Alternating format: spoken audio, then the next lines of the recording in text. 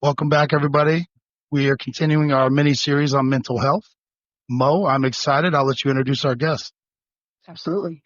I am excited because this is someone that I had an opportunity to get to know outside somewhat of law enforcement. We never worked as law enforcement officers together, but we did a lot of teaching at the academy level together, and I got an opportunity to see him in that realm. I found him to be an incredibly engaging instructor, an incredibly present instructor, probably someone that I looked at as to how I wanted to make sure that I could keep my classes kind of engaged and involved when I was teaching. And he took on some subjects that were pretty hard, but still was able to deliver them in a manner that I thought was professional and offer some levity to the subjects when they were really heavy as well. His background is a different agency. He worked at Tampa Police Department. So I am super excited about having him take the time to come out and talk to us, because the thing that I also found impressive with him was his expertise when it came to law enforcement mental health. That was one of the subjects that he would lean in and talk about a lot.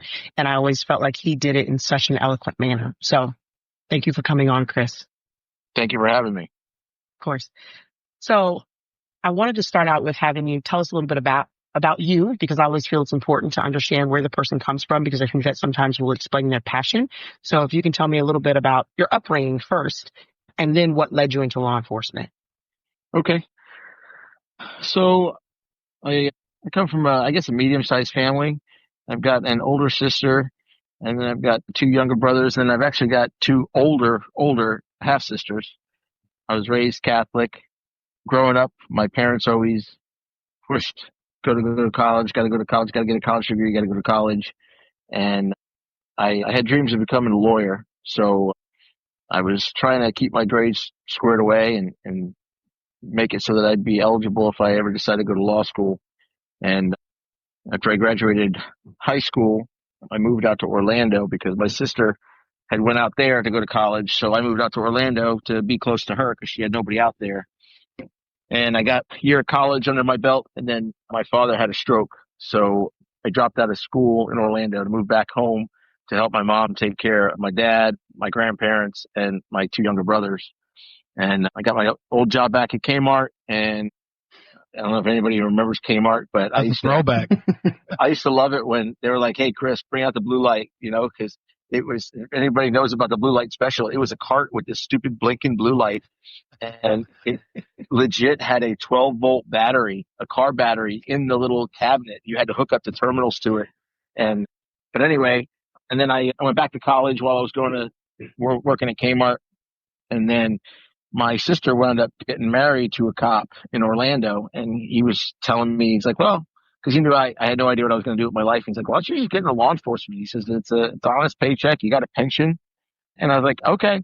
So I applied for the police academy, and I got in. I didn't even do a ride along. Like the knowledge I had from what cops do was watching Cops on Fox on whatever night it was. I think it was Friday night or Saturday night. It was on Fox. Yeah. So that's what I thought. That's what I think it was. Saturday night Cops. But that's what I thought law enforcement was. So I got a job after I graduated the academy. I was trying to apply with places, and nobody was hiring me. So I got a job as a security guard at a hospital. And a fun fact about being a security guard at a hospital, on the weekends, you're also the janitor. So I pride myself on my ability to plunge a toilet, because I don't know what they feed those people at the hospital, but it was like pouring concrete down a drain. But Fact. I learned real quick how to plunge a toilet. So then I went back to school again, and then I applied with the Newport Richey Police Department, and they picked me up. So I dropped out of school again, and I started working as a cop in Newport Richey, which is a small agency in Pasco County. I think when I went, there was like 28 cops there, 30 cops there. And it's a good agency. It wasn't bad. It just, there wasn't really a lot of room for growth. So after about a year and a half being there, I applied with TPD, and it was kind of comical because they came to they did all my backgrounds and everything, and then they came to the agency and they pulled all my paperwork. So now Newport Richey knew that I was trying to leave. And Tampa wound up sending me a letter saying that I didn't have enough time on. So Tampa didn't want me, and Newport Richie was mad at me that I wanted to leave. So I got blackballed, where it was like, all right, well, you're not going to go to any classes, and we're going to give you the assignments that nobody else wants. And I'm not, and I've got nothing. I've got no qualms against Newport Richie. I was happy that they gave me the opportunity, and I kind of understand it. That somebody wants to leave, and that's where they came from. But I waited another year, and then I reapplied with Tampa, and then finally they picked me up. And it was funny because I didn't have enough time on being at Newport Richie for 2 years. But when I got hired, my orientation class, I was in kids that just graduated college, so I didn't quite understand how that worked, but whatever. So, and then I worked at Tampa for 21 years, and I actually just retired February 2nd of this year, which gave me exactly 21 years because I got hired February 2nd of 2004. So I timed it out to give me exactly 21 years. Yeah. So to answer your long-winded question, or a long-winded answer to your question, I kind of just fell into law enforcement because my brother-in-law did it. And he was like, you should do it. I needed a job. And he's like, oh, you get a pension and it's a good paycheck. I was like, all right, cool. I get to carry a gun, and it's like on TV, right? I'm going to have somebody ride along with me, and I'm going to talk to them, and my name's going to pop up in the bottom of the screen, Yeah. Yeah. And it wasn't like that at all. So I just kind of fell into it. There's no law enforcement in my family. My dad was not a big fan of cops. He didn't like it when I told him I was going to become a cop. But, eventually he because he was sick after having a stroke. So he would tell me before I'd leave for work to watch my back. And I think he was proud that I did what I did, but we didn't come from a family, of cops. I think we more lean towards a family of crime than anything. But yeah, so I just kind of fell into it, and I don't know. I not to speak of myself, but I found that I was actually pretty good at it. I don't know how. I don't know nothing. I don't know. I got a degree at USF in criminology. I was on the 7-year plan for a 4-year degree, and I never used anything I learned in college doing this job. Nobody has ever asked me who Sir Robert. Nope. Nobody asked me who Sir Robert Peel was. Nobody ever wanted to know about those concentric circles that surround downtown and how the crime, rate of recidivism and none of that stuff. Nobody ever asked me that. And, every time I've ever had to wrestle a naked guy covered in his own feces, I don't remember them covering that, So Kris, you bring up a topic that I haven't fully flushed out in my own mind, because it's something I've experienced through my career as well. Is there's hyper focus on college degrees. And like you just mentioned, you had 2 years of law enforcement experience, and yet you were in classes with people doing the same job that just got out of college with maybe limited to no experience. And it's not a fully flushed out thought for me, but I just like your opinion on it. I'm not 100% locked in that you have to have a college degree to be a good cop. In my opinion, like if you've done any type of customer service and you've dealt with the mass of humanity, you get a pretty good feel for how people can be. But you kind of touched on a little bit. Have you thought about it in that way? Yeah, I don't think that going to college makes you a good cop or a bad cop. I mean, I know cops that have got PhDs and they couldn't find crime if it was sitting at the table with them. You know what I mean? I mean, I don't think really, when you think about it, and it was funny because I was listening to somebody and they were talking about a college degree.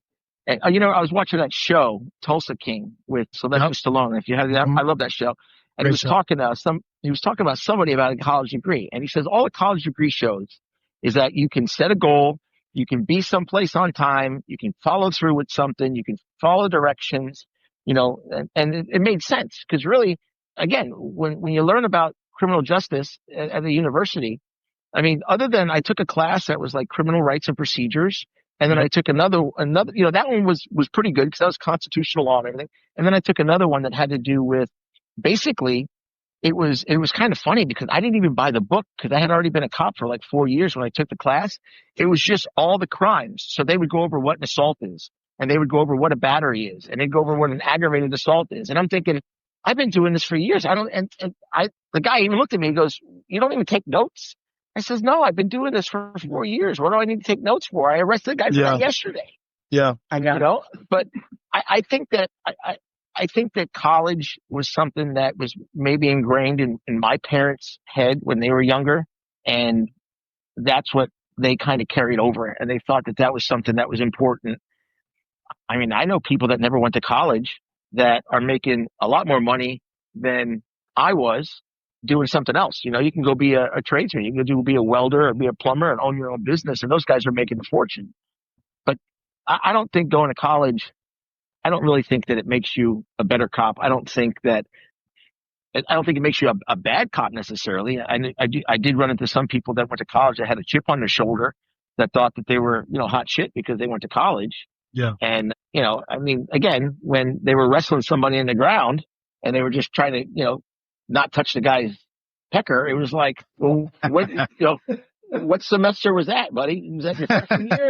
When did they teach you that in college, Yeah. So, I just, the benefit to going to college, and I hate to reduce it down to this, but the benefit that I gained from going to college was that at Tampa, they pay you extra Yep.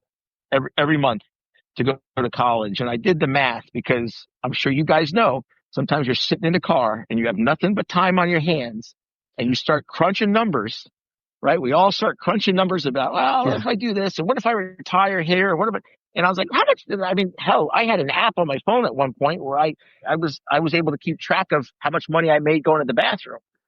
Yeah. But, fair enough. Yeah. I was like, all right, cool. I just made $6. But, it came out to, over the course of 21 years, it came out to thousands of dollars. And I'm like, okay, it was worth it because I made more money, but I don't think it made me, and some agencies at the time that I was applying, they wouldn't even look at you unless you had a college degree. I remember I tried going to Largo and the guy, personnel or whoever I was talking to, HR, they're like, well, you have a 4-year degree? I said, no. They said, oh, well, you're not eligible. I said, what do you mean? They said, you have to have a 4-year to work here. I said, you're Largo. What do you mean I have to have a 4-year to Now, listen, and again, I'm not speaking ill of Largo PD or nothing like that. I just didn't think of Largo as being one of those premier agencies. And I just figured that they kind of pigeonhole themselves because it's like, well, same thing with people that try to hire with a tattoo policy. Well, you're passing up on some great cops just because, they wanted a tattoo "We the People" on their arm or whatever. Yeah. I think that when you put that limit on it, and again, I don't know, maybe it's to weed people out, but I can tell you that I think that a lot of agencies are starting to get rid of that requirement because they're not finding eligible candidates. They're not getting people to meet those requirements. They're having to lower the standards. So, who knows if they're going to keep that or not. So to your point, so I was a business major and I was a banker before I went into law enforcement, and I loved it. And once I started off with Hillsborough County, and I was like, this is going to be my career. I fucking love law enforcement.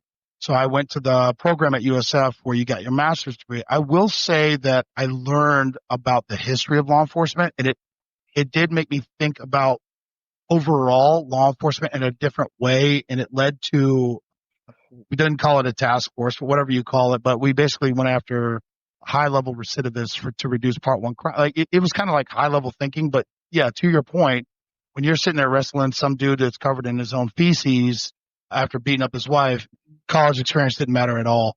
If anything, 6'4", 300 pounds did a lot more than any education I learned.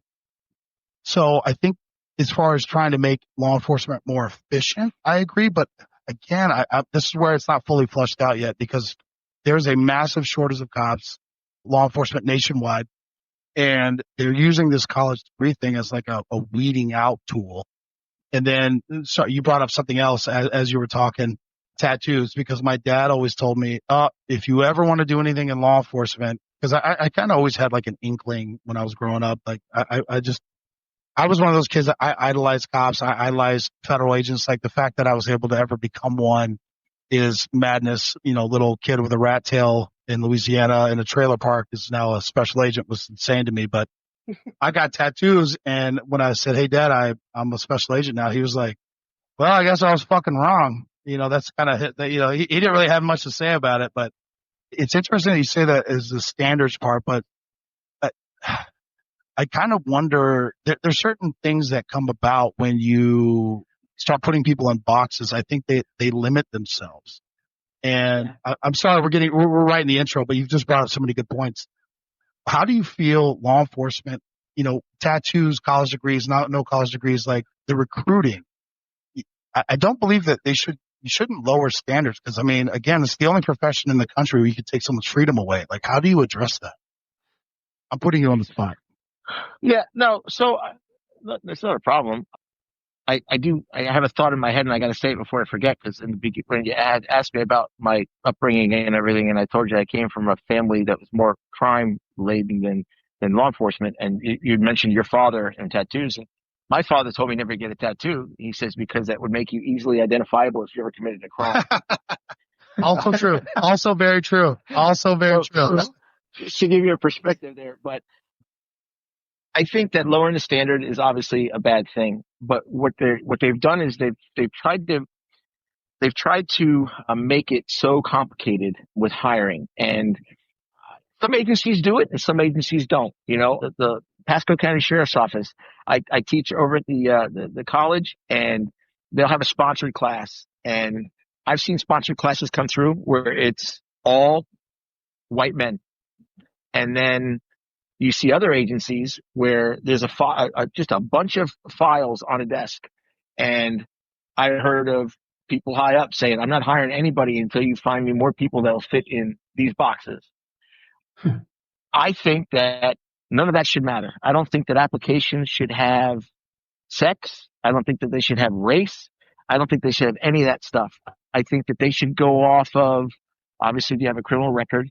I am a big proponent of writing an essay so that you understand why the person, wants to do the job.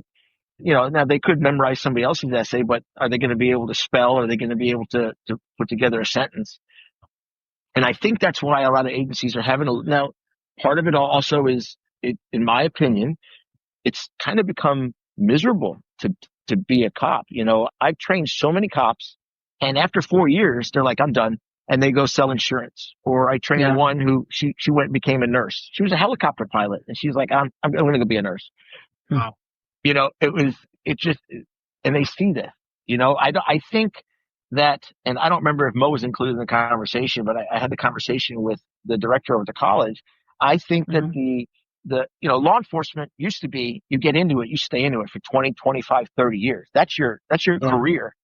Now I think people are getting into it because, like, oh, that'd be fun. And they do it for 4 years and like, all right, it was fun. It's not fun anymore. Let me go do something else that's fun. Yeah.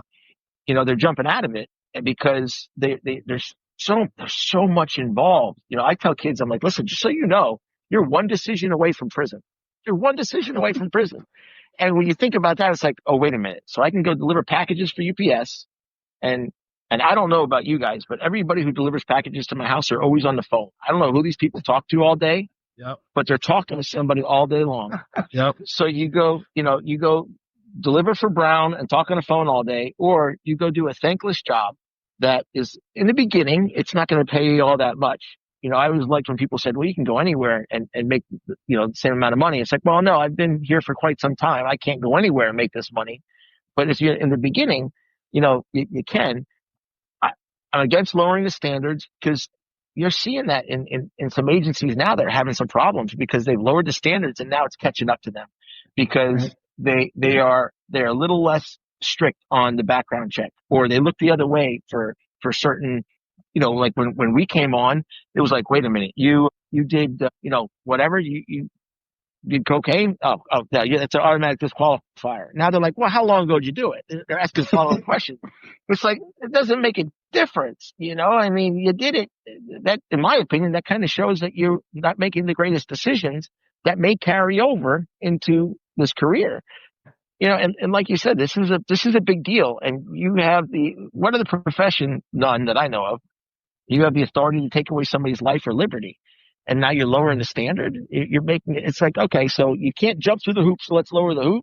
I disagree with it. And I understand it's hard, but, I think that if they would make it worth their while, you've got a lot of guys, and when I say guys, I mean guys and girls. You got a lot of people that as soon as they hit their retirement, they're out because it's just so, and I hate to use the word, but it just gets to be so miserable, doing the job, and they can't keep people, so they have to lower the standard to hire people because they got to answer calls.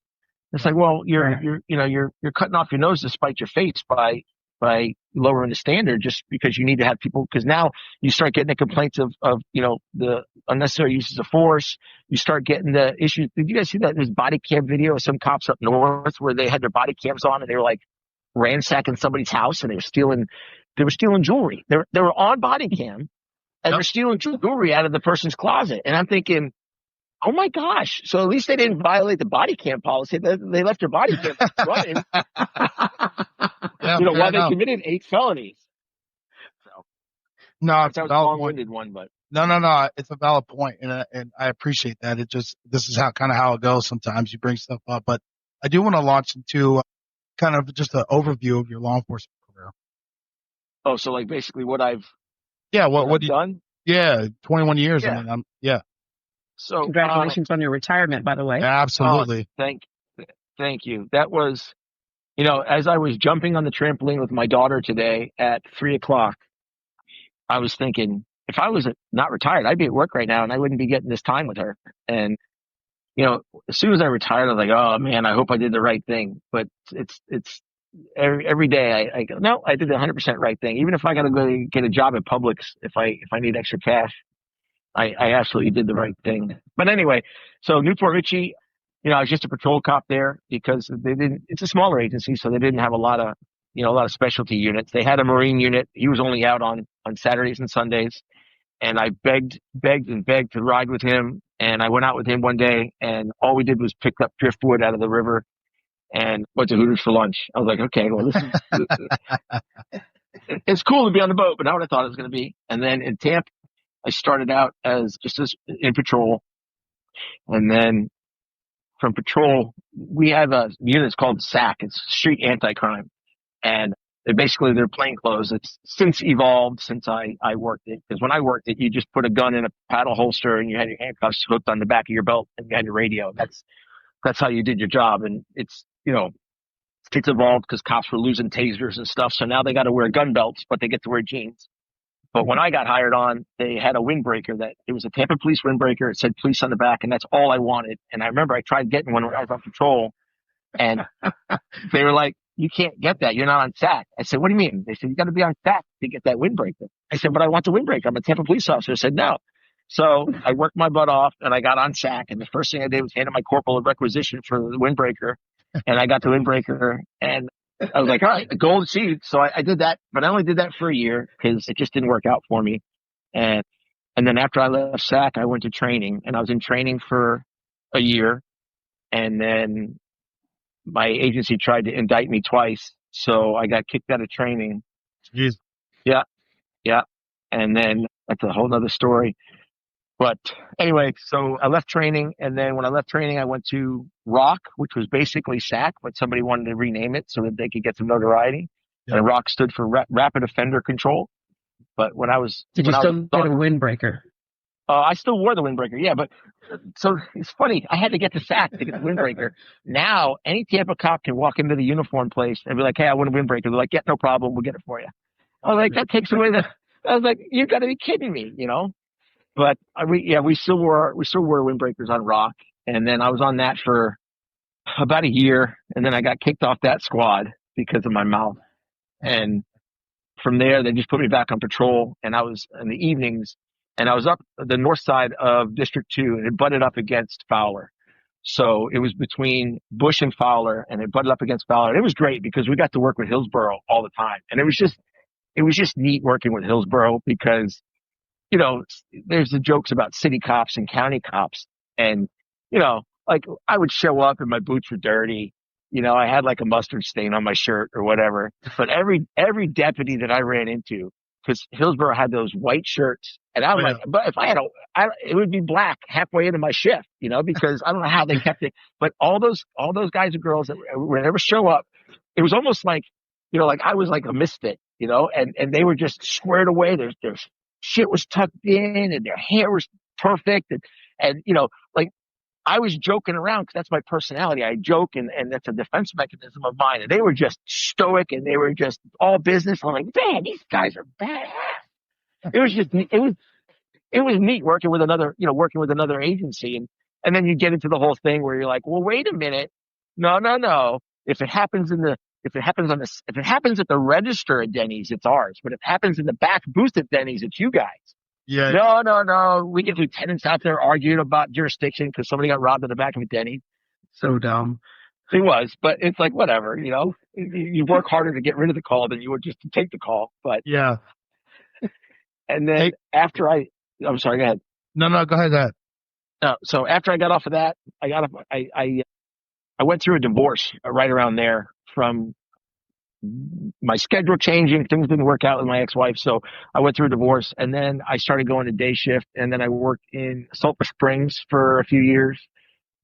And then after that, oh, that's right. So during the RNC, I got pulled for the Republican National Convention. I got pulled back into training and we trained thousands of cops throughout the state. They sent me all over the state of Florida training cops. Most of them were AAA with a gun, but other ones were just regular city cops and county cops.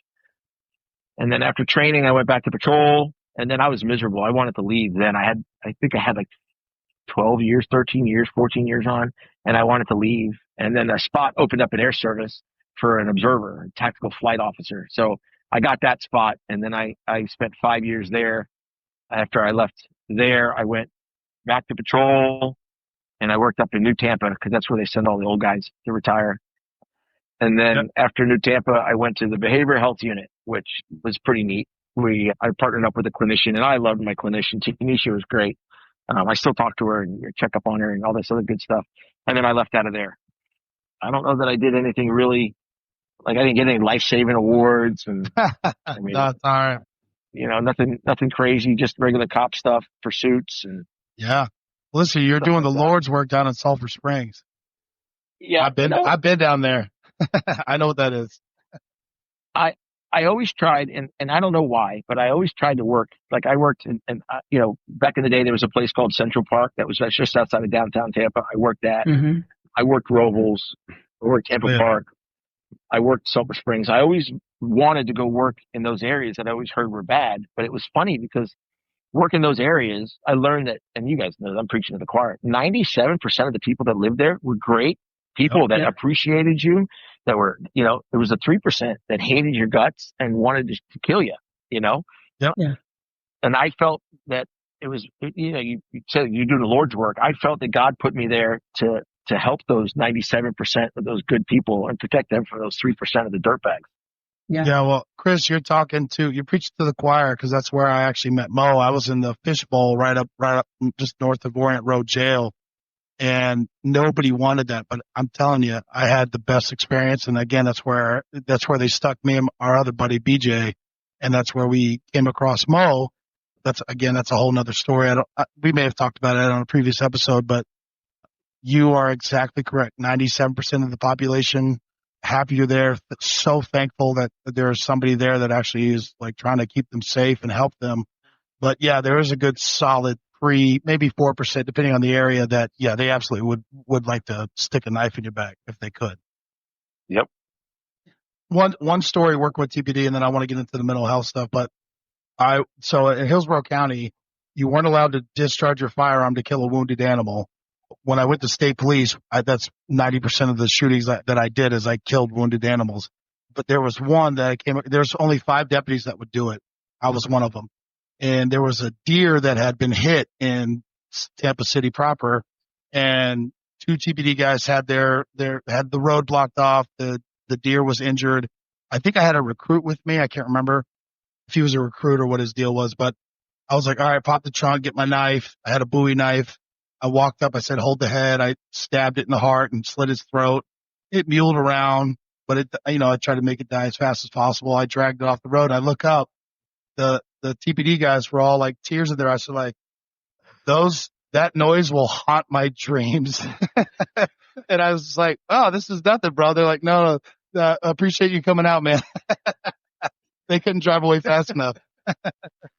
Yeah, we have in our policy, they had they had, I'm retired now, they had in their policy about putting an injured animal down, but it was like this whole big thing.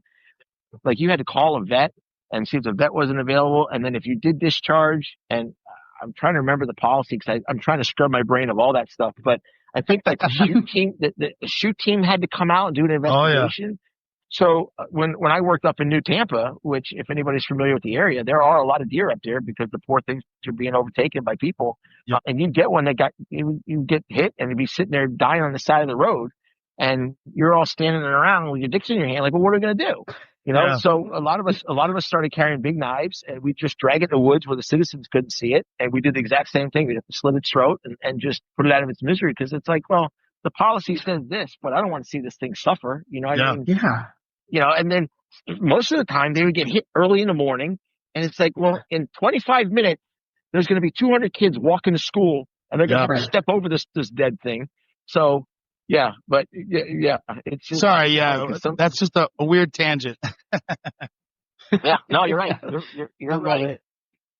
Let me ask you, Kris, because I know when you were going through your law enforcement kind of overview, you ended in the behavioral health unit. I know that my experience with meeting with you was us teaching together. And one of the things that we had the opportunity to kind of spin off was the academy. We created an academy resiliency program, and you were one of the, I would say, brave instructors, because there were, to give you an overview of what it was a program that we created for our cadets to make them more resilient going into this career. And there was 5 instructors that were picked to kind of teach this. Well, none of us wanted to touch the mental health piece, but you stepped up, took it on, no big deal. So I want to ask, what spurred your passion about mental health? Because I don't think that's something you just fall into. So, you know, I've thought about that because even teaching like the stress management class, I've always wondered why I gravitated to that subject. I couldn't get my hands on enough books about it. And, you know, I joke around in class where I talk about the people at Amazon must think I'm ready to start my Glock because I order so many books about suicide and stuff like that. They got to be like, man, it's any day now. This guy, he's going to be gone, you know?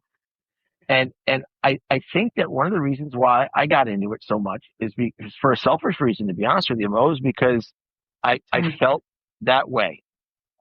You know, you know, we've all experienced things in this career that has changed us, and some of us deal with it better than others. And I'd like to say that I dealt with it great, but I haven't.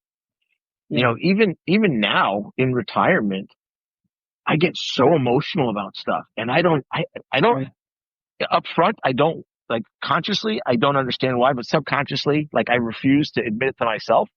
I'm like, well, you've been traumatized, you know? I mean, so I think it was for a selfish reason that I gravitated toward it, because I know the feeling. I know, you know, I've been in some really, really dark places in my career. Right. You know, I mentioned where the department tried to indict me twice. So they tried to indict me twice. Here I am thinking I'm not only going to lose my job, but I'm going to go to prison because somebody issued me a firearm that I was legally allowed to possess for an armor school. And then I get kicked out of training, and then I get a divorce, and it snowballed, you know. And I just, like I said, I've been in some, and then that's not even talking about all the other stuff that's already in your mind. You talked about the episode I listened to yesterday. You talked about that cumulative stress. Right. And that's not even talking about all that stuff. So I think the reason why I gravitated to it was, you know, it's one of those situations where, the best way I could do it is just I remember seeing this thing where there's a veteran in a hole, and a doctor walks by, and the veteran's like, hey man, can you help me out of this hole? And the doctor just writes him a script and throws it in the hole, goes, here you go, figure it out. And then somebody else walks by and they hand them like a shovel or something. And then another vet walks by, and the guy's like, hey man, can you help me out of the hole? And the vet's like, sure. And he jumps in the hole. And the guy the original guy in the hole goes, what are you doing, you moron? Now we're both stuck in the hole. And the vet's like, yeah, we are. And I'm going to help you get out because I was in this hole and I figured out how to get out. So now we're going to get out together. Okay. So I guess that's why I gravitated toward it so much, because I've been in that position. I've been in those dark places. I've lost friends to suicide. I've lost people that I work with. My zone partner of 5 years took his own life. You know, I don't want that to ever have to happen to anybody. And I don't want people to be in those dark places. And I feel that I try to teach about it so that I can prevent a loss of a good life. I can prevent somebody from making some really, really bad decisions and going down that, that rabbit hole that is detrimental. So I guess in the moment, if I had to think about it, which is funny because I just kind of came to that realization now, that's why, because I've been there and I don't want anybody else to have to go there. No, that's correct. Let me just jump in. So I also, again, I didn't realize what I was dealing with when I was going through it, but I also was separated from my now ex-wife and my children, and I stopped wearing my vest, and I started kind of just going, single man war type things. I was doing stuff that was kind of reckless. I had no intentional thought, like I wasn't trying to commit suicide or anything, but I just went kind of off the rails. And looking back on it, and I've talked to Mo and I've talked to BJ about it, they're like, yeah, looking back on that, yeah, you kind of go. I mean, I remember Mo was like, hey, have you eaten today? I was like, yeah, I had a couple of Hawaiian rolls. And she's like, no, bro, like, let me feed you. Like, what's going on with you? And I'm like, I don't know. I just don't feel right. But it was just the compounding stress of what I was not only dealing with at work, but also dealing with at home. So again, I count myself lucky. I never had any suicidal ideations or anything like that. But, I was headed down a dark path. And then, luckily for me, again, I had good friends that were like, bro, like, what's going on, checking in on me, kind of pulling me out of that. And then I eventually left Hillsborough County, went on to do other things. But it was pretty dark for a couple of years. So I understand what you're saying. That's just so this is three cops talking. Yep. And I know for a fact that I've said I've been in a dark place. You just said you've been in a dark place. And I'm confident that Mo's been in a dark place. So you've got 100% of the cops in this conversation. So now look at law enforcement nationwide. The odds of most of the cops being in a dark place is pretty high. Yep. And we can get into all the different reasons why I think that happens. But it's a growing, and I hate to call it a trend, but it's a growing trend. It's happening more and more, and it's crazy because there's so many different avenues for cops to use, and they're not using them. When we were trying to put together our peer support team, I called a buddy of mine out in San Antonio, Texas, because they have a pretty good peer support team, and we were talking, and then probably about a year later, he called me, checking up and how's everything going and everything. And then he said, are you seeing anything going on in Tampa or any surrounding? I said, no, why? He said, we've lost 7 cops. I think he said in the last 5 months. Wow. To suicide. Wow. And he was scratching his head. He said, I don't understand it. We have a psychologist on call that the department pays for. We have peer support. They had that app where you can go on that app and you can, reach out to somebody that had the crisis line. They had done everything they possibly could do, and they still lost. And 2 of them were retired guys. It's not going away. It's not getting better. So whatever we're doing, we need to do more of it or change it up so that it starts working better. Right. I agree. I just want to say, like, I think it's important in these conversations, like you said, we're 3 cops that are talking, but I think the difference is not just 3 cops talking, 3 cops that are willing to be vulnerable about the situations and share the experiences, because we're not experts. None of us have PhDs when it comes to mental health or anything like that. But what we have is PhDs in lived experiences. And we have been able to come out on the other side and see, like, I know that was not good when this was going on, whatever this was for us. So I appreciate you being vulnerable in this conversation also to share and say, this is what got me there, that I realized that I was passionate about it because what I went through. And that answered my next question, which was, how did you get involved in educating? Well, when you have a passion for something because of what you've experienced, it's going to lead you down that path. Now, well, if you don't mind, sorry, but no, go ahead. Go ahead. I'll have to stop you because how I got into teaching is a whole different. It had nothing to do with, because I didn't know none of this stuff. I got into teaching as a very young officer. I had a lawn business. So when I worked at Newport Richie, I worked with a corporal, a guy named Billy Barris. The guy was great. I mean, he he could be my family member. He was just great. And he had a lawn business. And this guy he was just a hard worker. He'd work midnight shift. And then at the end of the shift, because we hot seated the cars, we didn't have take home cars at the time. At the end of the shift, he'd jump in his pickup truck and he had a lawn trailer in the back and he'd go cut grass. And I was like, man, that seems like fun. Like, I just thought cutting grass would be fun because I don't know what it is, but I'm one of those people that I like the look of nice, even grass that goes all the way across all the same and the sharp edges and stuff. I get some sort of pleasure out of that, And so I started cutting grass. And I remember I cut grass for a whole year and then I had to do my taxes. Now this is fast forward to when I was in Tampa, I was cutting grass. And I was working with a guy and he and I were partners and I cut grass for a whole year. And he's like, hey man, so how much money did you make last year? I'm like, well, expenses and this and that. He's like, so how much did you make? I said, well, $800. He said, you made $800 from a year of cutting grass. And I had like 20 customers, and he said, listen, you need to do something where there's no overhead. He says, why don't you come teach with me at the college? I said, I don't know nothing about teaching. He says, come on.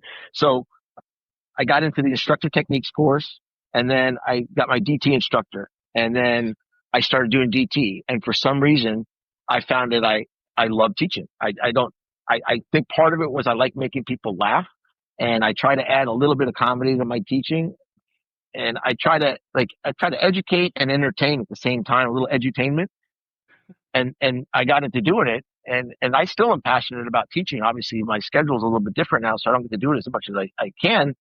But I found that maybe my method of teaching, kind of like Mo talked about in the very beginning, the way that I present stuff, because, with that academy resiliency training class that we would teach, we would, it's like, all right, well, we got one guy who's sitting there talking about, you might change your schedule because you're going to have to work on Christmas and don't go and buy the new truck and don't go buy the brand new house and this, that, and the other thing. And then Mo would talk about, I think you had like social wellness, right? I did. Yeah. So she would talk about social wellness and I get up there and I'm looking at a bunch of kids and their family. And I'm like, okay, well, I'm going to talk about cops blowing their brains out. And they're like, oh, okay. It was almost like, it's like you heard the record scratch and all of a sudden everybody, they're half up and they're like, what's going on? But I tried to make it where, it wasn't all doom and gloom. I tried to add a little bit of comedy to it so that people would relate to it. Cause I think people learn better when they're enjoying themselves. For sure. So sorry to interrupt you, Mo, but I think that's what got me into doing the whole teaching this portion of it is because I feel that my method of teaching, which, obviously is very odd because apparently I have no filter since I've been told, but I think it connects with people and I think they listen to what I say and hopefully they take it to heart. I love it. No, I appreciate you clarifying that because that adds a little bit to it. I believe so. So when you taught, one of the things I used to, that was, even though it was difficult to deliver, the way you would explain statistically how things were, and I'm kind of putting you on the spot. So if you don't have these right off the top, we can talk about it another time. But where do you have an idea since you last were doing it, where we are statistically as a profession when it comes to, are we getting better now that a lot of agencies are starting to incorporate peer support teams and psychologists on staff, or are we still sitting where we are, or are we getting worse because times are changing? So we saw a significant decrease in law enforcement suicides during COVID. And I don't know why we saw that. I can hypothesize why we saw that. I think that part of it had to do with the fact that a lot of calls for service decreased because everybody was kind of cooped up in their house. So, I mean, I know during COVID, all we went to were Baker Acts and domestics. There wasn't a lot of other stuff going on. So I think the cops had a little bit more time to decompress, a little bit more time to sit car to car and relate with the guy next to them or the girl next to them. Right. And then after COVID was over, we started to see a little bit of an uptick. I haven't checked yet where we're at for this year, but I don't think we're as high as we were before COVID, but from what I recall, we are creeping back up into those higher numbers. I think we're still one of the highest professions for suicides. And obviously that's, you've got access to a gun 24/7. I mean, your agency gives it to you. And then when you retire, sometimes they give it to you. So now you've got one. I don't know a lot of cops who just own just the one gun, but you've got easy access to it. And again, with a disclaimer, and you guys had talked about it in a podcast where we don't really know what those numbers are truthfully, because it could be cloaked as something else. Well, if it's a suicide, that's going to look bad on him. It's going to look bad on her. It's going to look bad on the agency. Let's just call it a training incident, or maybe he or she was cleaning their gun and it accidentally went off. So I would argue even the numbers that we have, aren't accurate numbers. You might have some small agency where they're like, okay, this is what happened. Or you can even have a big agency where like, okay, here's what happened. Right. But from what I remember, after COVID, we went way down. During COVID, we went way down, and it's starting to creep up a little bit. I think for last year, we were still below what we were the year before that. So it's gone down. And again, I don't know if it's because we've got younger cops in there. I don't know if it's because cops are starting to utilize the tools that are at hand. I don't know if maybe the stigma is starting to wear off a little bit, where cops are okay with talking about it or talking to somebody about it. Yeah. Kris, you there? Sorry, Kris, you got cut off there. Yes, I don't. Yeah, no worries. I don't really know, what the reasoning is behind it. I mean, I wish I could pinpoint it, because then I could say, all right, well, this is working. Do more of this. But I don't know. I don't know how to pinpoint it. That I think that agencies are getting on board a little bit more now, with realizing that this is an issue and realizing that their cops' mental health is important. But I even say that kind of, you're going to take that with a grain of salt, because you can have an agency head get up there and talk about, oh, we have these programs for our officers, and they could put it out through department emails and all this other stuff. But, they don't hesitate to break it off in your ass the second you do something wrong, and either make you sit on the porch or just fire you. It's like, well, wait a minute. What happened to my, just too much of a liability? Sorry. I tell the kids in the academy, and Mo, you brought it up in that one that I listened to yesterday, where, it's not personal. The agency has to keep their agency going. So, right. I tell the kids, your agency is a hot air balloon, and each one of you is one of those little sandbags on the outside of the gondola. And if you're bringing the agency down or putting it in a direction that it doesn't want to go, they're going to cut you loose, and they're not going to look to see where you land. It's not personal.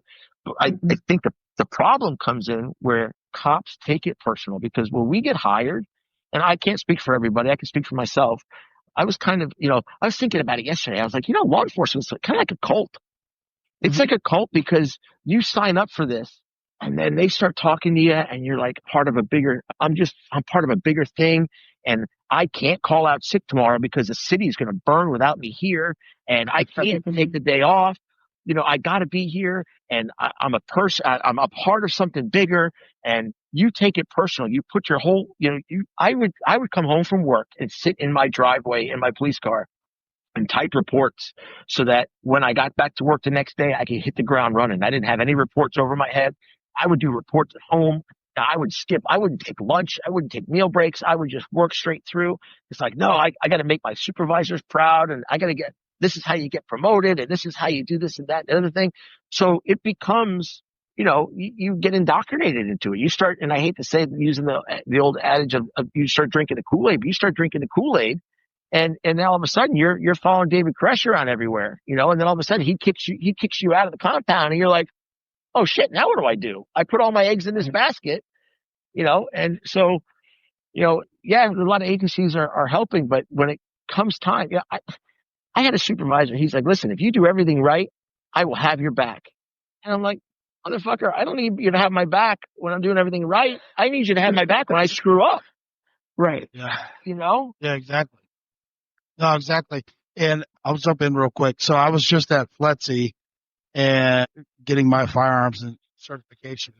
And the lead instructor left us with this. He was like, who is the biggest supplier of guns in the United States? And we all kind of scratched our head, and he goes, it's law enforcement. He goes, 60 to 80,000 people go through FLETC every year, where whatever agency they're with, they give them a gun. A lot of them have never handled a firearm before. And everybody kind of paused and thought about it. Like, yeah, that's absolutely true. And it's not just so much suicides per se, but he's also like accidental deaths, a lot of kids, because kids commit suicide because a lot of them are accidentally, they they're not strong enough to, with their hands to pull the trigger of firearm, so they'll turn around and use their thumb. And how do you deal with that?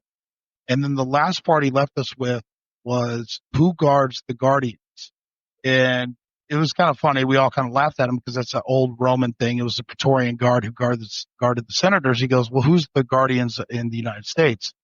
In his opinion, it's law enforcement. And I don't disagree. And he's like, who guards them? Who makes sure that they are okay? Who they are trained? And in his opinion, it's instructors as a whole. He goes, you don't know when you teach somebody a coping mechanism. Firearms, defensive tactics, all those things you kind of outline, but coping mechanisms, you are protecting them. You are setting them up for success, and you're setting them up to guard them. And again, this was only a week ago, but it's something that is kind of like resonating with me. And now I'm like pursuing that because, like you said, you like teaching, and you just don't even understand how the lasting impact, a little side combo or what class you taught, how that will impact not just them, but their family. Because when Kris goes, hey, these are some things you need to be on the lookout for, they take that back to their family, and their family tells their friend. You see what I'm saying? It's like it's a multiplying thing that expounds, and it could lead to somebody actually saving lives. So it's just something that you're touching on a lot of things that I'm learning just now. Actually, I'm 41 years old, and I've been in law enforcement since 2011. And again, it's like constantly learning new things. And this is why I enjoy talking to people who have, a vast amount of experience over me. And I appreciate it. So it's just things to think about. And not everybody likes instructing. I can tell you that right now. Not everybody enjoys it. Yeah, you bring up a very valid point, and you could, you talked about bringing up coping mechanisms, and people by default, they will seek out a coping mechanism. Yeah. But 9 times out of 10, the coping mechanism that they choose is an unhealthy one. Risk taking. You had talked about, I'll go to work without my vest on. That's risk taking. Risk taking is a coping mechanism. Yeah. Obviously, alcohol, coping mechanism. Yep. All those, it goes on and on. Gambling is a coping mechanism. One of the coping mechanisms that I used was I was at work. I knew who I was at work. I knew that I knew how to do my job. I knew what my job was. I felt like I was good at it. So all I would do is I would go to work. I would occupy all my spare time with either an extra duty detail, or I'd pick up overtime, or I'd go teach. I would make it where I'd go 3 months and I wouldn't give myself a day off. For 3 months, I was either putting on a uniform or I was sitting in front of a classroom for 3 months. And that's an unhealthy coping mechanism. But, as instructors, we talk about this stuff, and it doesn't need to be anybody. It doesn't need to be a specific person, anybody and anything. You're teaching firearms. You're teaching legal. As an instructor, I think it's our role to tell these kids, fit it in anywhere you can. However you need to fit it in. Go on a vacation, go to the gym, eat healthy, stop drinking alcohol, because they don't know. They're just going to default to what they see who are doing unhealthy coping mechanisms do. It's like, all right, well, hey, I'm going to go drinking. You want to come? Sure. Great. But yeah, you're right. You make a good point, and he made a very good point with our job as instructors. I just want to go back to one thing too. You said that I when you were going on about, when I get hired in an agency, I do this. I stay up and type reports when I don't need to, and I can't take days off. I don't go on vacation, things like this. And one of the things that, going back to a previous episode that we talked about, we were talking about what leads these officers down these hopeless paths. And this was when you were just going through it, I thought to myself, we take it personal as law enforcement officers because of the sacrifice that we make. When we sacrifice time with our family, we sacrifice time with our children, we sacrifice time with our families, our parents, things like that for the agency. Like you said, it's almost like a cult where we're like, I've got to be there. I can't take off. And it even goes further to say some guys won't even retire because they feel like if I retire, it's going to all fall apart. It's not going to work anymore. The level of sacrifice that most law enforcement officers make for the job is what equals personally. And so therefore we have a really hard time with wrapping our head around the agency protecting the agency, because that's what they do. They don't look at a sacrifice. They look at it as that's your duty. And that's what you're supposed to do because it's the agency. And we have a goal that we need to accomplish because it's business for them, whereas it is truly personal for the law enforcement officer. You're right. And what's sad is because we take it personal, we put the things we should take personal on the back burner. You know, when you retire, the only people that are going to remember you worked all those extra details and that you weren't home for such and such, and you worked late is your family. You know, there's a guy who Travis Hauser, I think is his name. He talks about how you have a shelf life of like 6 months after you retire. After 6 months, you retire and people just forget about you. But the people you're going to spend the rest of your life with, your family, you know, you kind of, and I don't want to say you forgot about them, but you didn't put them on the forefront because you're like, no, this is my career and this is what I do to put bread on the table and I need to be there. You know, and I hope that any cops that are listening to this, especially the young ones, I hope and it's hard because, I mean, I was a victim of it. I fell into that where I put my family on the back burner because it was work and it was my career, you know, this, that, and the other thing. But really your family should be your everything, your personal health, your family's health, your mental health, all those things. That's what you should focus on. I remember after my wife had our daughter, she was going through some postpartum stuff. And she had asked me one night, she's like, hey, I need you to stay home. I was on midnights. And she's like, I need you to stay home. And she would always tell me to stay home. But this time she was kind of serious about it. I'm like, okay. So I called out sick. And then when I got back to work, my sergeant kind of reamed me out for calling out sick. Didn't ask who my wife was, didn't ask why I called out sick, like, hey, is everything okay or anything like that. Right. He didn't ask any of that stuff. And that was where I started being like, I'm going to be retiring soon because this is not where I need to be. I need to be there with my family. And I'm not just an employee. You know, I'm a person and my family is my everything. And I tell cops all the time, I'm like, listen, if it gets to the point where you can't do this anymore, there's no harm in saying, hey, I'm done.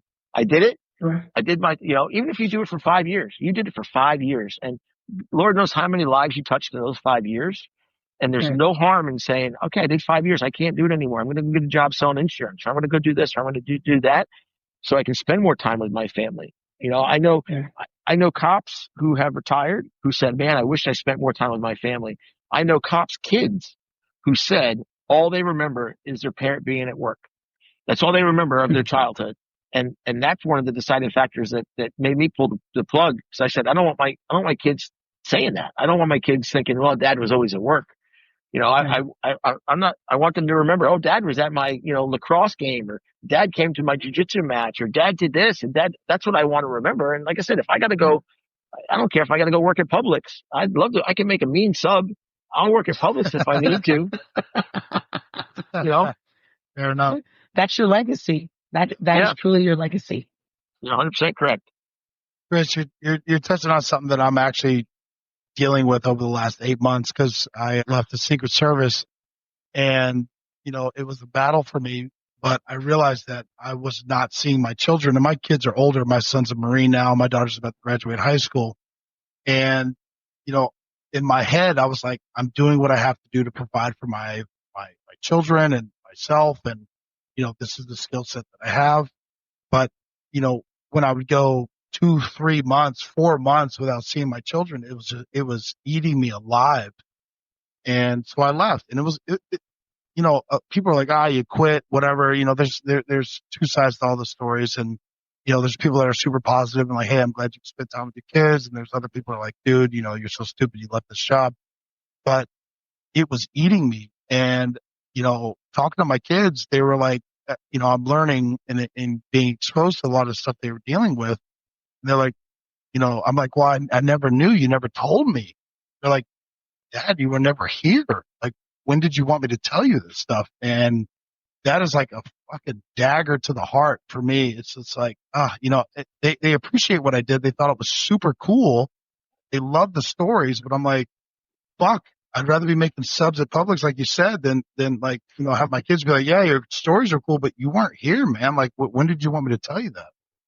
Right.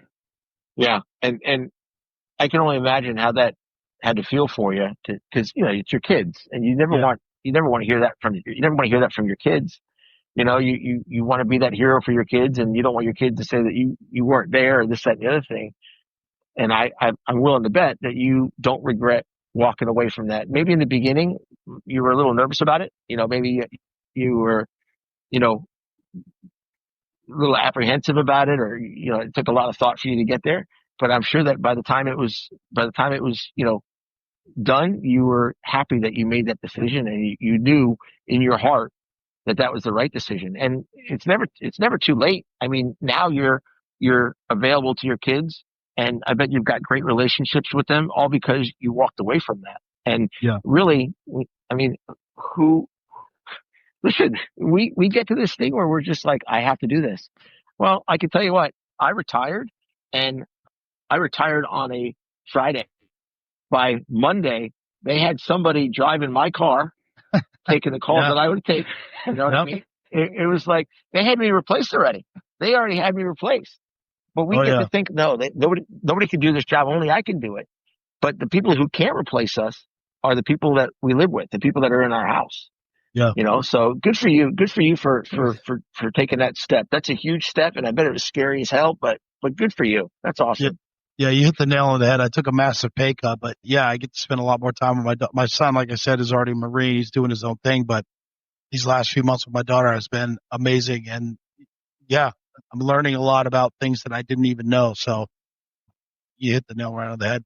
But I do want to kind of dive back in because you're teaching the stress management class.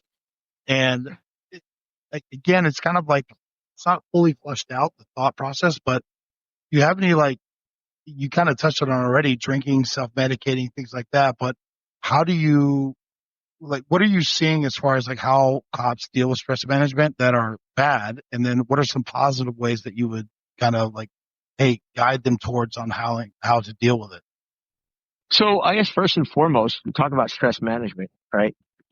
A lot of cops deal with stuff that they don't need to deal with.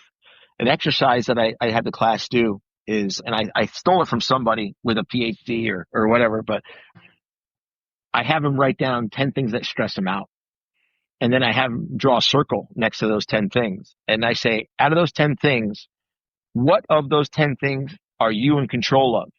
Pick out of those 10 things and put them in the circle. And every time it's about a third of that list goes in the circle. And I say, okay, so a third of those 10 things is what you can control. Yeah. Okay. So then why are we worried about 2/3 of those things? If you have no control over something, right? Why are you concerned about it? I'm big into politics and I get stressed out with politics until I sit there and I have to sit there and I go, wait a minute. I have no control over this.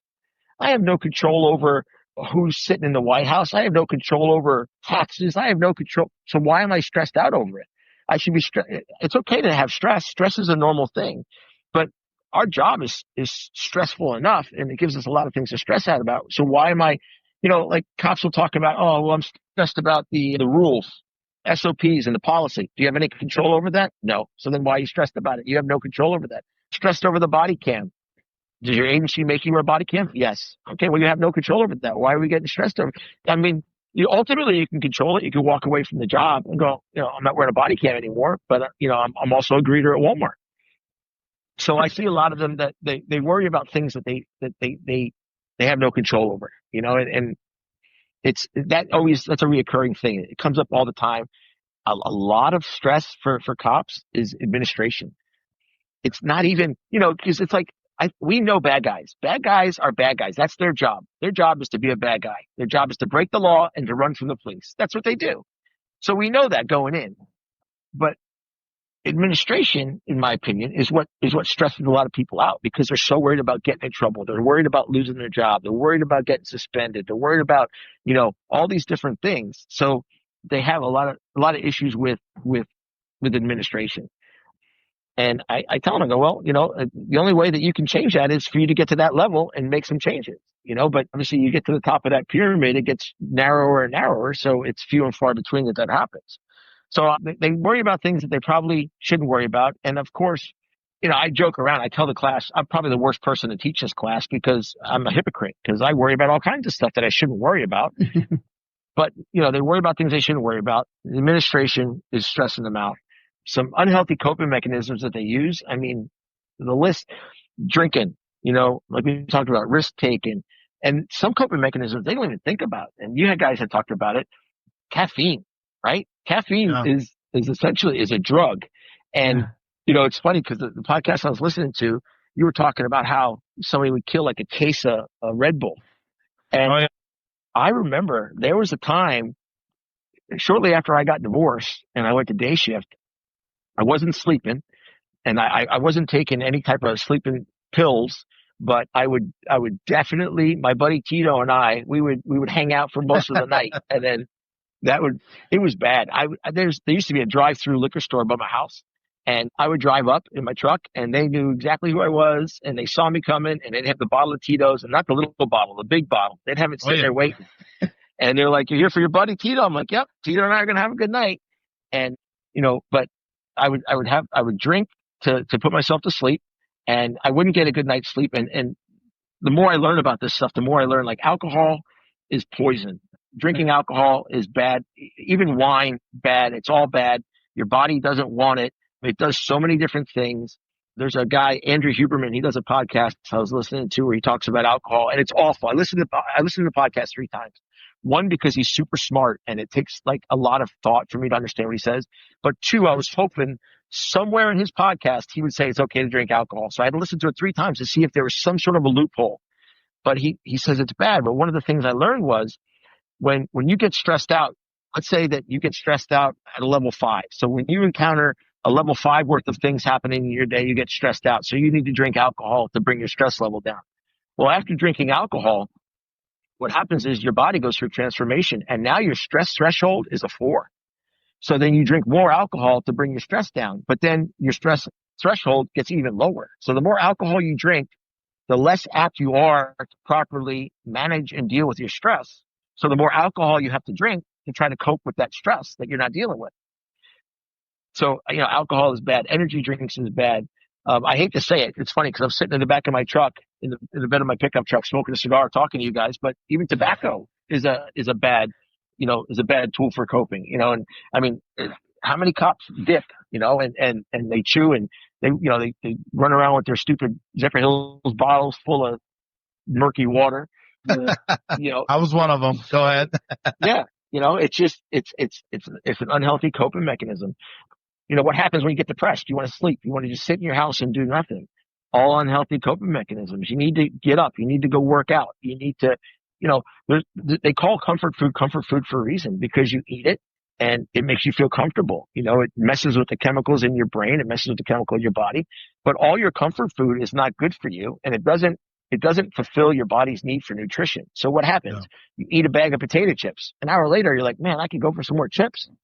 Because they didn't, but you're just shoving stuff in your face to try to make you feel better. You're stress eating, These are all unhealthy coping mechanisms that we deal with. And, I feel bad because, sometimes cops are like, oh, my midnights, what am I supposed to eat? I gotta go to Burger King or I gotta go to McDonald's, open 24 hours a day. It's like, well, that's not healthy. Even eating junk food, make you feel better in the beginning, but there's things that we could do. And then that's when I try to get into the aspect of let's try to be preventative about this. We train for active shooter. We train felony traffic stops. We train in CPR. We train in all these things because if it happens, we want to be prepared to respond. Well, let's start training to manage our stress properly. What are some of the things we can do? Well, first and foremost, we can take care of our body because if your body is healthy, then it's going to deal with stress better.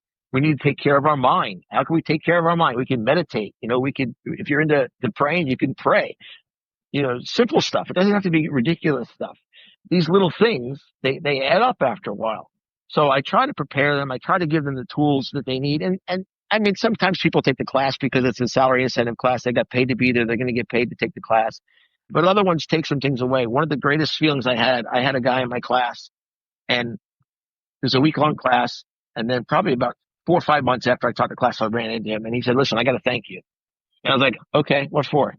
He said, I was in a pretty dark spot and you saved my life teaching that class. I said, get out of here. You know, I don't take compliments well, first of all. And then I was like, my class? I mean, like we watched Step Brothers for like 30 minutes. What are you talking about? You know, he's like, no, he said, your class saved my life. He said, everything you said, I was going down that road and I made some significant changes in my life. And now things are a lot better and it's not nearly as dark. And I was floored. I was just like, holy cow. Wow. That's awesome. You know, and you know, always happy to hear that. And even if I could just help one person, if I teach 200 classes and I'm able to help one person, then I think I can live with that, you know? Yeah. So I don't know. I hope I answered your question. I think I hit all the No, that points. was great. That was great. I just wanted to identify with comment most on of it. when you were, yeah, Go ahead. when you were, one of the things you said, you know, about you teaching the class that you feel like that you're the biggest hypocrite because you stress about all kinds of things. But I feel like that goes back to the example you used earlier about somebody being in a hole and somebody jumping in to help them get out of it. I believe that even though you are the one who maybe has gone through stress, has gone through things, it's because you're jumping in the hole with these people. You're being vulnerable. You're sharing with them. And now people are able to identify. People are always talking about how do we break down walls to get these cops to talk to us? And I think the biggest way that we do it is through vulnerability, telling what we did, telling the places that we've been, and it'll allow people to kind of relax in that moment and share with you where they are. I hope that happens. And I hope they see, you know, because I think a lot of cops have these feelings, but they're afraid to actually say these things. A lot of cops have an issue with drinking, but they're afraid to. I remember I was riding and we were talking about drinking or whatnot, and he's like, "Kris, do you think you got a problem?" And I went, "No, I ain't got a problem. I got this shit figured out. I know exactly what I got to drink. It's not a problem at all, you know." Yeah. But I think that so many cops have these issues going on. And I think that when somebody is okay with, and I use myself as an example for a lot of stuff, and I don't know if that's a good thing or a bad thing, because I'm either a great teaching technique or I really screwed up somewhere. But I try to use myself as an example so the cops can recognize that and be like, oh, he did that too. So it's not just me. Oh, and then you get other cops talking. It's like, so we're all doing this. So this is normal for us to be responding this way. Oh, and I think that it gives them a little bit of comfort because they're like, there's not something wrong with me per se. I'm responding. I'm having a normal response to these abnormal situations that I've been put in for my entire career. For sure. For sure. I think something else too you said earlier about training to manage stress. Like I've never heard it put that way. And to me, that is novel to think about because I think it goes with one of the things when we had our podcast with Meg Ross, who's from the Hope Line. One of the things that she talked about was having a checkup from the neck up. I feel like the training to manage stress comes before that. If your body is training for what they could potentially encounter that could be resistance, then we take care of that part of it. And moving into the next phase, doing that checkup from the neck up periodically, those two things working together are going to make you so that you are going to be able to be resilient, be able to recover when you encounter those situations. And I just thought, wow, that is pivotal. And I've never thought of it. Why do I teach a stress management class for advanced specialized? And for anybody not in law enforcement, you have basic recruit and then you've got advanced specialized. Basic recruit is for people that are just trying to become cops. Advanced specialized is people that are already doing the job and they're going to get some sort of advanced or specialized training. Maybe they're going to operate a laser. Maybe they want to be an instructor or whatnot. So why am I teaching it after the damage is already done? Mo, you teach. And I think you teach a part about, because it talks in the curriculum, in Florida's curriculum, there's a section on stress. But how many pages is that? 2 pages? I think it's like a page and a half that talks about acute stress and all this stuff, right? So why, but we, statistically, cops are a bigger threat to themselves than bad guys are to them. If you do the statistics and you look at how many felonious assaults happen in law enforcement, and I'm not talking about like a cop getting killed in a car crash, a single vehicle crash or something. I'm talking about bad guys actively trying to kill cops. If you look at that number of how many cops were killed by a bad guy versus how many cops killed themselves, the number of cops who've killed themselves far numbers, the number of bad guys who have killed cops. So we stress so much stuff in the academy. We beat the hell out of an asp bag with a metal pipe. You know, I don't even know if anybody carries them anymore. I did because I was too short to get the moss off the antenna of the Crown Vic, so I used to carry it that way. But you know, it's like why are we not including this in the curriculum? And you know, why is it not from day one? So agencies should mandate, and I don't care if you got to sit in front of a counselor or something. You just sit there and stare at the wall for an hour. But we have in-service training. We had in-service training once a year, and we talked about all kinds of stuff. Very rarely did we get into any type of mental health. You know, why are we not doing this on the regular? Why is it not mandated that you have to? I don't remember the name of the squad, but it was the squad that dealt with like kiddie porn and all this other stuff and child abuse. They had to see a psychologist. I think it was like every 6 months. That's mandated. Right. Their squad had to see it. And I think it should be more frequently. I think that cops should be required to talk to somebody. And I don't care if it doesn't have to be somebody, it doesn't have to be a psychologist or a psychologist. It could be an appointment or just somebody with peer support. Hey, you're going to ride with somebody from peer support once a month. So you got another cop who's on peer support and you sit in the car together and you just shoot the shit and you talk about stuff and you get stuff off your chest and it all stays confidential. I think that the agency should be doing that kind of stuff from the get-go because we get to the point where, you know, I love cars and I like trying to restore cars. I'm not very good at it as I look over my yard of 3 broken down cars. But, you know, why are we waiting until the rust has started to eat away at the metal and then try to fix it? Why don't we get a good undercoating on there, get a good coat of wax on it, and make sure we wax it every month so that the rust doesn't get the chance to penetrate? Why are we not doing? I mean, I know why we're not doing that, but you know, we should be doing that. It's not thought of that way. It's like, oh, we have more important things we have to teach you guys. You know, you need to learn how to, you know, de-escalate this situation, and you know, you need to learn, you know, death by PowerPoint. And I mean, we get these PowerPoints on our MDTs. How many of us actually took the PowerPoint versus you close the thing, you drive home, you take the test, and that's it. Oh, I'm done with that. You know, we should be spending more time. More important, what's killing cops? Cops. So let's spend some time. Let's spend some time training cops to not kill themselves, as opposed to, you know, talking about whatever other nonsense that probably could have been handled in an email. Yeah, for sure. And what a great correlation when you're talking about let's get a coat of wax and get that protection in there first. Just amazing to look at it that way. When you were talking, the thing I kept thinking about though is, you know, it leads us down to agencies need to do better, but there's the other side of it. I feel like there's stigmas that keep law enforcement, because of, even when you have the agencies come on board and say, hey, we have all these things available, there's a real stigma around law enforcement officers reaching out for help and getting that assistance or saying, I'm in this bad place. What are your thoughts when it comes to the stigma that surrounds that, and how can agencies handle that part of it? Well, I'll back up real quick. I think that it's every cop's responsibility to be there for every other cop. We can't depend on administration to do this and do that. I think it is incumbent upon everybody. So if you get a call, you know, you get a call of that baby that died in their car seat because their parent left them locked in the hot car in summer in Florida. Mm-hmm. You were at that call. And you were at that call with another cop, and it was pretty bad. So what do? Hey, man, can we go get a cup of coffee? I got to talk about this. So you talk to that cop, and you get it off your chest, and see if that cop wants to get something off their chest. You know, so yeah, it's okay to be screwed up about that. Let's talk about that and get it out and just talk about it. I think it's incumbent upon all of us to try to help each other. As far as the stigmas are concerned, I think that, you know, I mean, there's a whole list of them, right? Cops could be afraid, I'm not going to get promoted if I go seek help.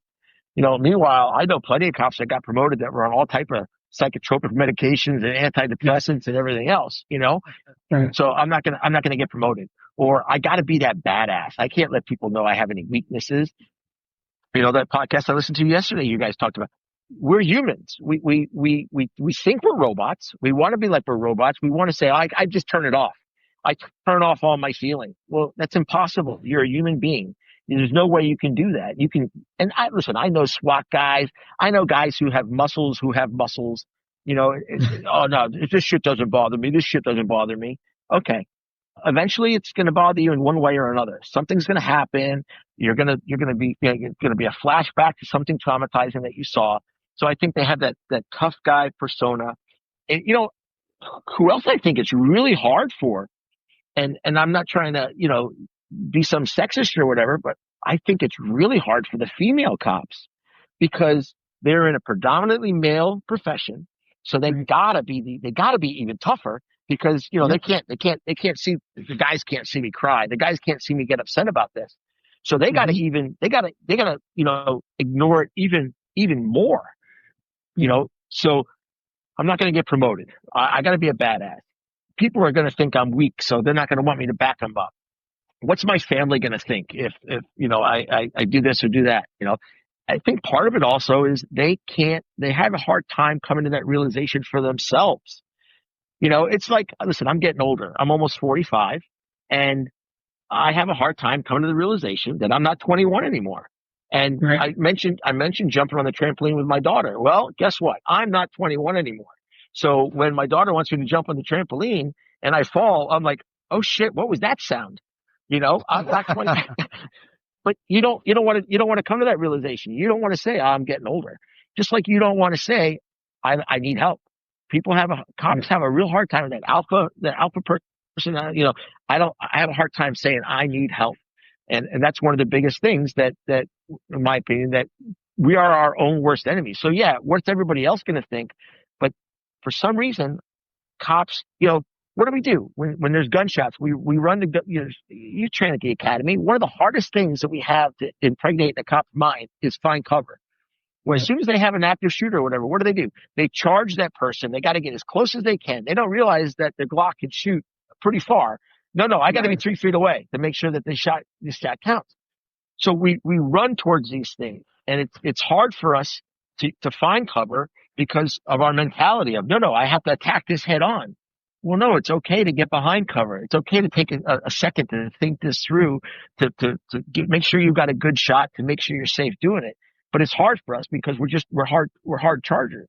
I read a book, and I apologize, I can't remember the name of the author, but we shut off, because we're cops, we shut off that instinct of, let me back up a little bit, because we run to danger.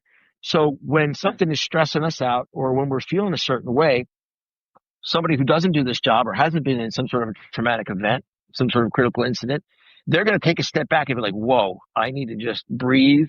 And well, we shut that off in our everyday life. So when we go through it in our minds, we shut it off as well. Our body sends out all these warning signals. Hey, you're stressed out. This is, you get sick easy, or you start gaining a little bit of weight in your midsection, which is where a lot of the stress hormone deposits itself and everything. We ignore all those signs. It's like, nope, I've got to keep going straight. I got to keep charging at this. So I think the stigmas play a big role, but I think we are our own worst enemies just because we don't want to realize the shit that we're going through. Yeah. Kris, we got a couple minutes left, but I want to just ask, what are your thoughts on something that, those that are in the law enforcement profession, what are some areas that they can explore on their own, touching on the stigma, but something that they can try to just incorporate in their daily lives to maybe circumnavigate the stigma, resources, motivation, positive practices that you could suggest here in the last couple minutes where, they could try to ascertain, like you said, you got super into, you were buying all these books on suicides and law enforcement and things like that. Is there anything you could recommend as we wrap this up? Eat healthy. That's a big one. Eating healthy is a huge one because you got to fuel your body with the right stuff. Activity, be active. And you don't have to go be a CrossFitter. You don't have to go run marathons. Be active. Go out in the yard and play soccer with your kid. Some sort of activity, because when we do those activities, we release the endorphins, and those are all the good hormones that our brain needs. And so eat healthy, be active. Like I said, if you pray, go to church. One of the things, donate your time. And I hate, it's hard. It's like donate my time. I spend all my time, trying to save people's lives who hate my guts. But it actually makes you feel better. It releases good hormones when you do something good for somebody else. So when I teach this class, it makes me feel better because I'm doing something good for other people. So it could be something as simple as volunteering or just, coaching your kids' baseball team or whatever the case is. Sleep is a huge one. It's funny because they say, I'll get 8 hours of sleep. I've been a cop since I was 21 years old. I didn't get 8 hours of sleep until I retired. And there's no way, but you have to sleep. We have to get sleep, but we don't. That's one of the things that we get rid of. And we're like, I don't need to sleep. Well, you need to sleep because that takes its toll. If you're on midnight, get off of midnights. Midnights is shortening your life. If you are on midnights, as soon as you wake up, get outside, get some sun on you. Meditation is great. If you have hobbies, make sure you do your hobbies. Do something that you enjoy actually doing. Get outside. Just remove yourself from. I used to have my emails from work sent to my phone, and I didn't realize how much stress that was causing me because it'd be on my day off. And then all of a sudden I'd get an email about something. And now all of a sudden I'd be pissed off because I saw some new policy that was coming out. And I still had 2 more days before I had to go to work, and it ruined my 2 days off. Get your email, your city email, your agency email off your phone if you have it. Don't check that stuff. Meditate. Meditating is a huge one. And I think I mentioned that earlier. People think you got to sit, crisscross applesauce with your legs and your hands and fists. There's walking meditation. There's all kinds of stuff. Listen to music. Turn off the TV. Spend time with your family. Go play a sport. There's so many things that you can do. And one thing is not going to fix it. Okay, so I'm going to go play soccer with my kid. Okay, that's not going to fix it. But you start doing little bits of stuff, it will add up.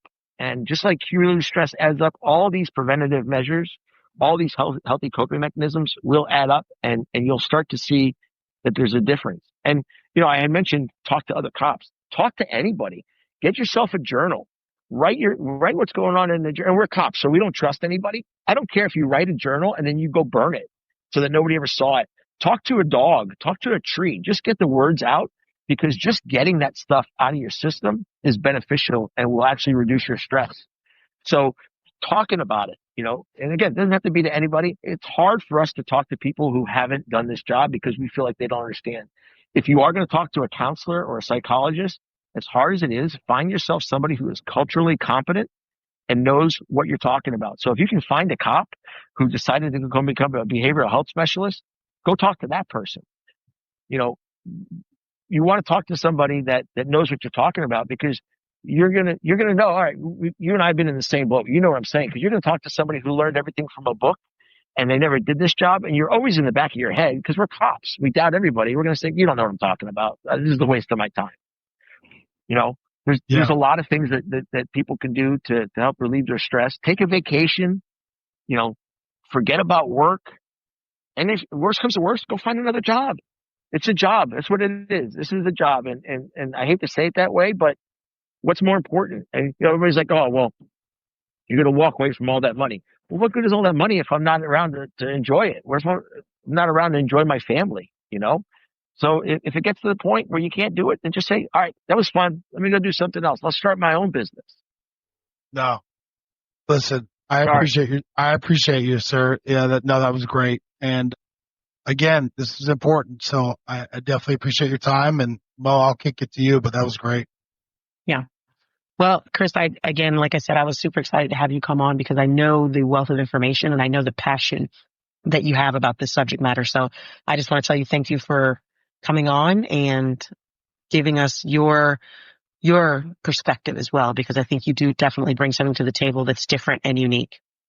Well, thank you very much. I'm honored that you guys had me. Thank you so much for letting me talk to you about it. And I am very passionate about it. And, hopefully somebody heard something that we said today and it helped them change their life for the better. Thank you again. I appreciate it.